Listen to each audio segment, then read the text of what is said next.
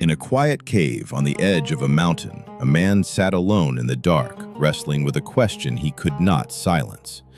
It was the year 610. The world outside was chaotic, tribes at war, idols worshipped by the hundreds, and a society where the strong ruled the weak without mercy. And in the stillness of that cave, something happened that would eventually reshape the lives of nearly 2 billion people. He did not seek power. He did not seek fame. In fact, when the moment came, he was terrified. How does one man with no army, no wealth, and no political title end up changing the course of human history in just 23 years?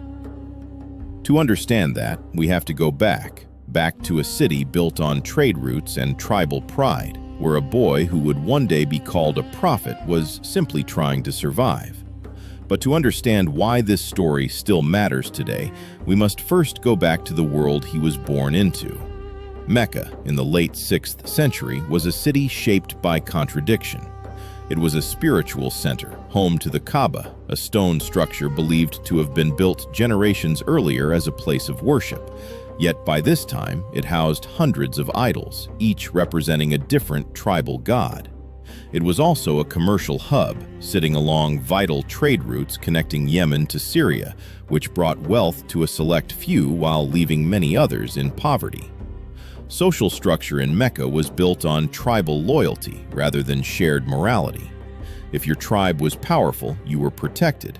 If it wasn't, you were vulnerable, regardless of how you lived your life. Orphans were often exploited. Slaves had almost no rights.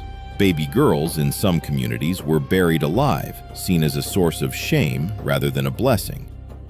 This was the world Muhammad ibn Abdullah was born into around the year 570, orphaned by the age of 6, raised first by his grandfather and then his uncle, growing up without wealth or status.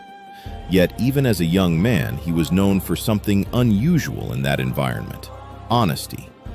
Long before any revelation came to him, the people of Mecca had already given him a title, Al-Amin, the trustworthy one. Merchants sought him to settle disputes. Travelers trusted him with valuable goods.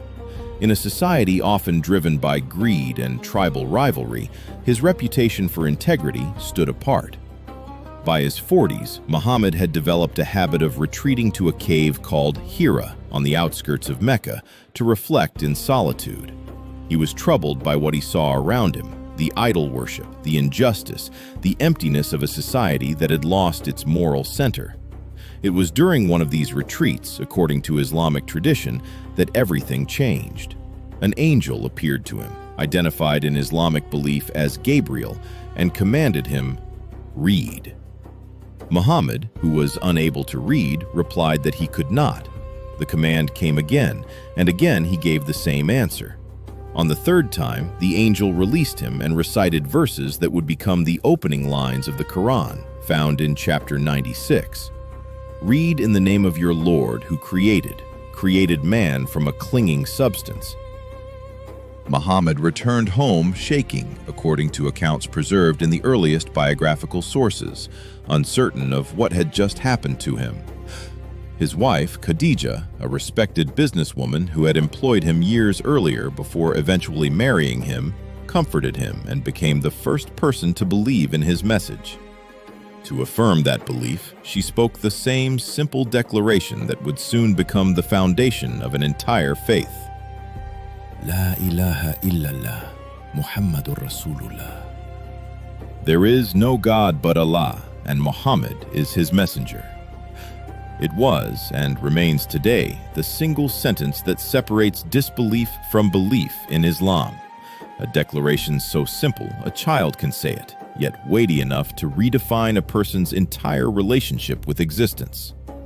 It was, historians and scholars note, an unlikely beginning for what would become one of the world's major religions. Not a triumphant announcement, but a private moment of fear, followed by the quiet support of one person who trusted him completely. For the first 3 years, the message remained private, shared only among close family and friends. When Muhammad eventually began preaching publicly, the reaction from Mecca's ruling elite was hostile. His message challenged everything the city's power structure was built on. He talked that there was only one God, not hundreds of idols controlled by priestly families who profited from pilgrimage traffic to the Kaaba. To join him required no wealth, no lineage, and no ritual initiation. Only the sincere utterance of those same 11 words, the Shahada, spoken from the heart.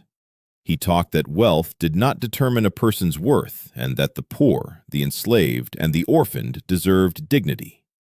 To the tribal leaders of Mecca, this was not just religious disagreement, it was an economic and social threat.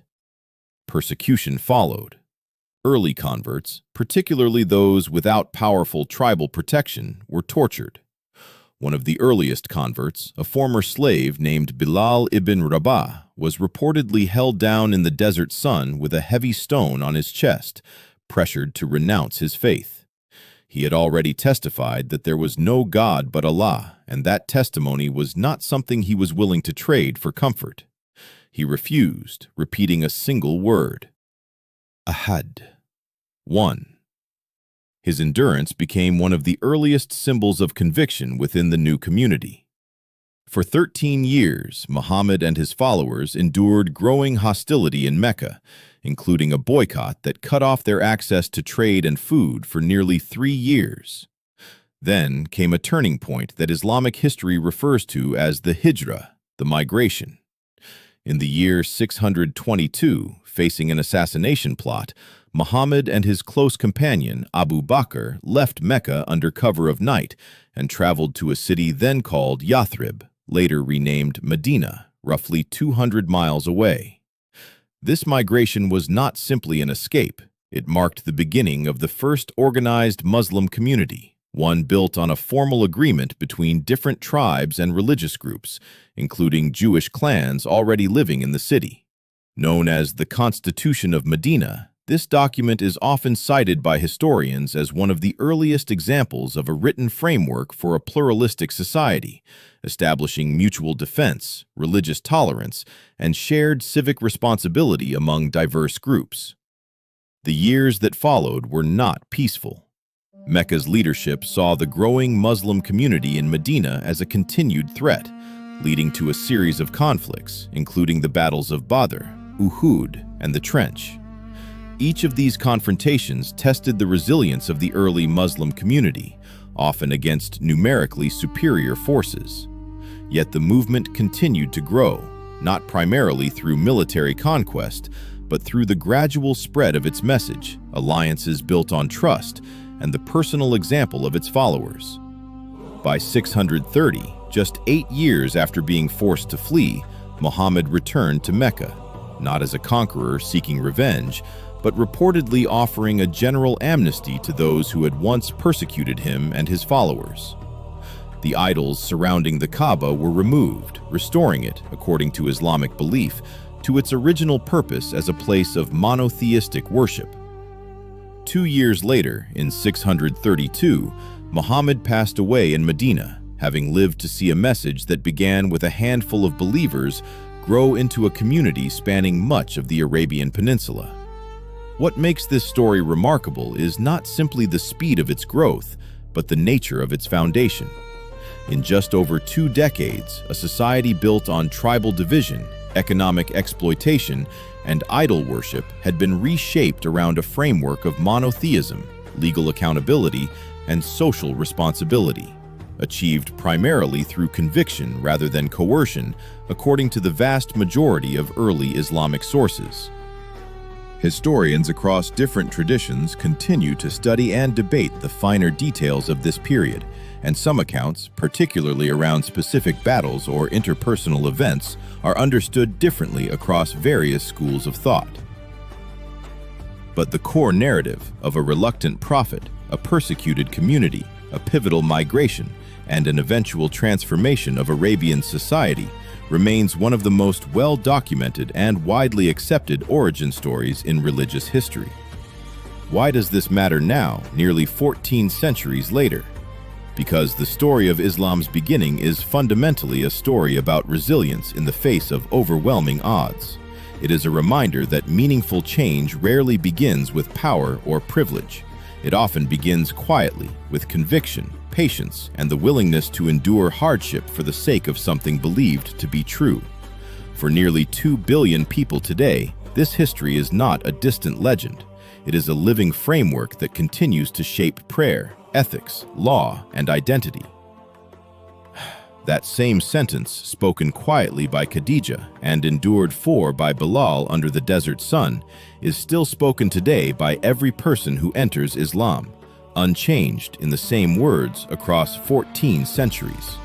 Understanding how it began offers insight not just into a religion, but into how ordinary human beings, driven by belief and community, have the capacity to reshape entire civilizations. The cave on the mountain still stands today, largely unchanged, overlooking a city that has grown into a global center of pilgrimage. What began there in silence and uncertainty became a movement that outlasted empires. Perhaps that is the story's most enduring lesson. History is rarely made by those seeking power. More often, it is written by those who simply refuse to stay silent. Meaning cannot be manufactured, it can only be discovered. If this story touched your heart, subscribe to The Wisdom Behind. Join us as we continue to bring the most authentic Islamic documentaries to light.